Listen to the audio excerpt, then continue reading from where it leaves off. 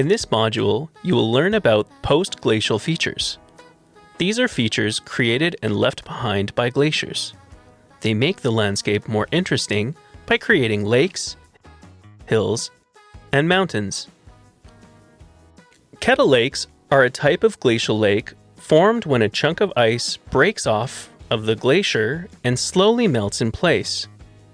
Over time, sediments can build up around the ice, sometimes covering it completely.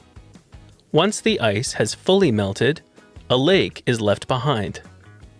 These lakes can be small enough to jump over or large enough to canoe in.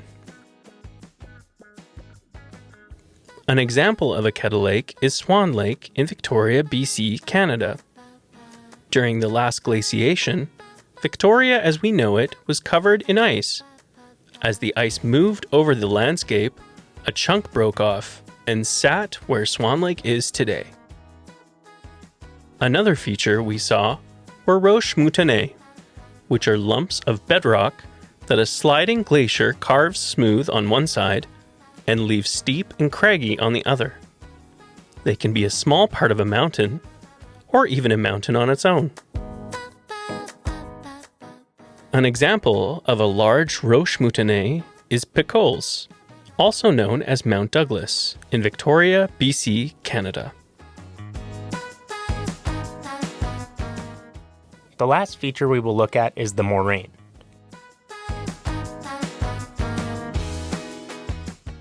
Moraines can be short enough to step over, or can be as tall as an apartment building.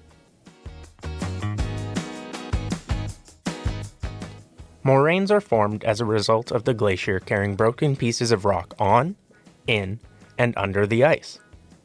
As the glacier melts, it leaves behind, or deposits, piles of rock in front of and on the sides of the glacier. Two types of moraines we'll cover today are the terminal moraine and lateral moraine. Terminal moraines are formed at the front of the glacier and mark the farthest extent of the ice. Once the glacier starts to shrink, this is the best indicator of where the glacier was at its biggest.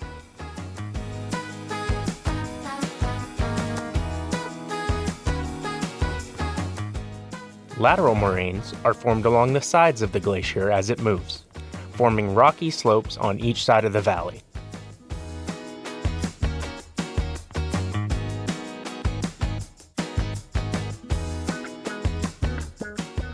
Similar to the rings of a tree, parallel ridges of rock can indicate how much the glacier has shrunk over time, and can be used to calculate how many years it has taken to melt.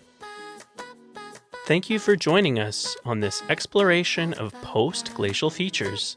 Try spotting some in your local community. It might surprise you how many you can find. They'll often be hidden in plain sight.